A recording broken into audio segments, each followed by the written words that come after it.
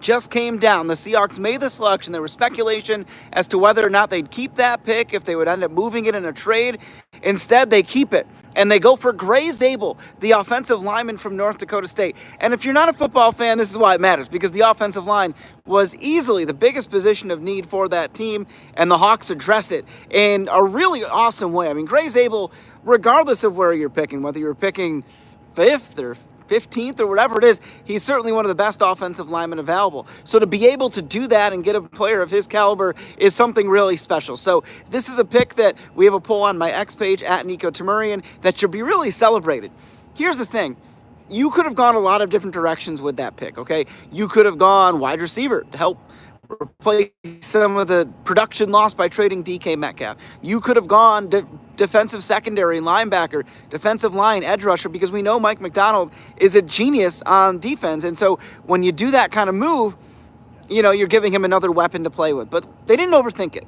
And I think that's the key here. They didn't overthink it. They took the best player available at the most prevalent position of need, the interior of that offensive line. Let's be honest about it here. These guys are all pros, but that was a huge area of need for this Seahawks team. Think about it this way. The run game could not get going.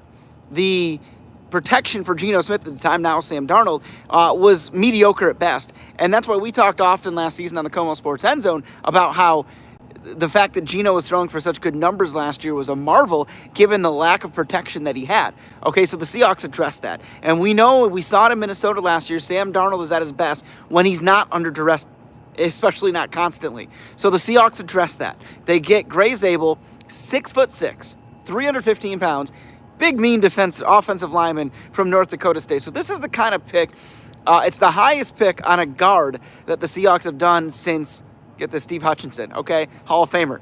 Big deal here. I'm not saying that Grey is a future Hall of Famer. Maybe he is. You never know.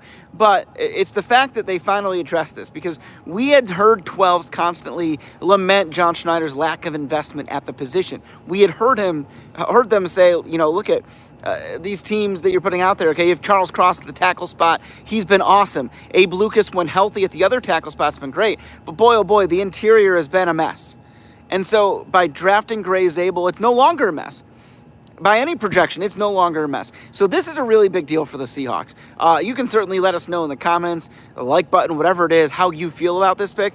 But the reality is, simply put, the Seahawks nailed it. Based on all the information we have at this moment, the Seahawks nailed this pick. And I think that's important to take stock in that. You know, I'll admit, I didn't think they were going to do it. I recognized that offensive line was a position of need, but given their past, I didn't think that they would address the line. I thought they might go receiver. I actually, in an article at KOMOnews.com, projected they would take Nick Immanwari, the safety from South Carolina, because of how versatile he would be in Mike Macdonald's defense. But again, they didn't overthink it. They simplified it. They took the most important position of need, and they nailed it with the best available option. Grey Zabel, North Dakota State. This is a guy that was part of a history-making offensive line with North Dakota State in 2021, and his teammate was Jalen Sundell, who is currently on the Seahawks. We're going to give you a little bit of a look at the Virginia Mason Athletic Center. We're going to set, there we go. So I think this is a really great pick for the Hawks. I think this is something that they can really build on. And the beauty of it, the real beauty of this pick, is the fact that, yes, this is their only first rounder, but ultimately you're talking about having 2 in the second round, number 50 and 52. Then you have 2 in the third round, 82, 92.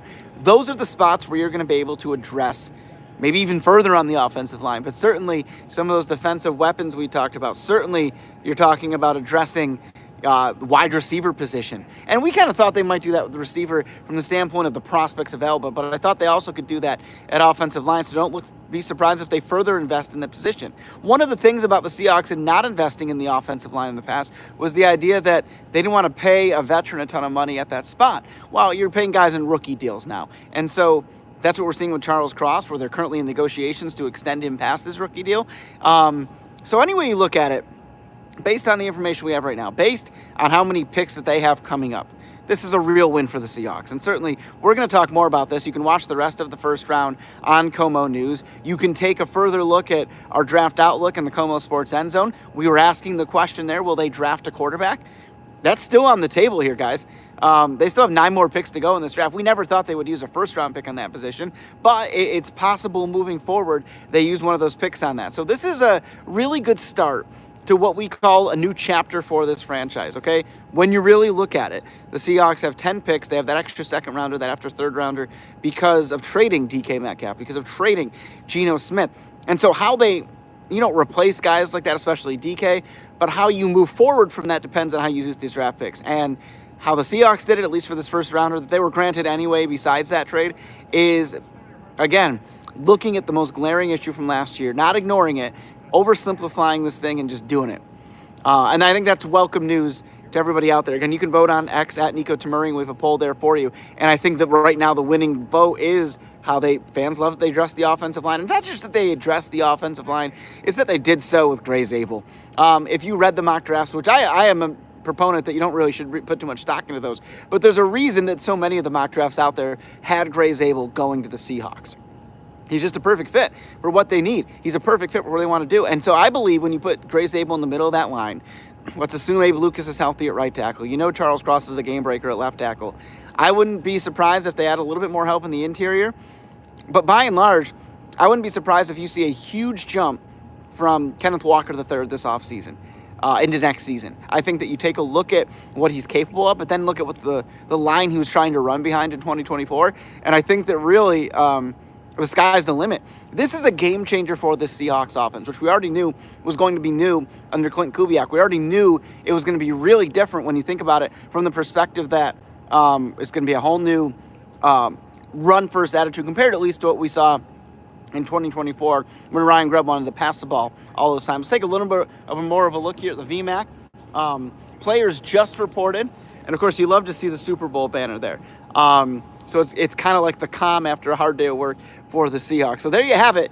It is Grey Zabel, and it is going to the Seahawks. And it is a pick that so many fans are happy about, and I think that is a total game changer for that offense. Let's see what they do. When you don't really rate a draft class until you have the complete picture. But this was the simple pick. It was the easy pick. It was the best pick. And now we see how the Hawks move forward from this position. We're going to be live on KOMO News all night. That's going to be a lot of fun. So we're here at the Seahawks headquarters. As soon as the draft on KOMO is over, we're going to be talking with head coach Mike McDonald. We're going to be talking with general manager John Schneider. They're not going to give us too many tips about what they're doing with those 4 picks tomorrow, but we can get a better understanding for why they went with guard in this position. I think it's all the reasons we just said, right? It's the player, it's the need, it's all that stuff. But you're also going to get a real inside look at what their meetings with Zabel were like, what it was like to talk with him, Zoom calls, in person, at the combine, whatever it might be. And I think that's going to be even more telling for 12s to see what kind of player they're going to get. So this is a really exciting time at the VMAC. Really a lot of fun. I think it'll be certainly something special. It's not a flashy pick. It's not Shedeur Sanders. It's not Travis Hunter. But it's something that will, I believe, in the trenches, the unseen stuff, the stuff that doesn't show up on the stat sheet, it's going to be something that is a real difference for this team. So I think it's something to really enjoy, and I think that we'll see what they do with the rest of this, but I think overall you can't do much better for where the Hawks were at number 18. We're going to talk more about this on KOMO News after the draft.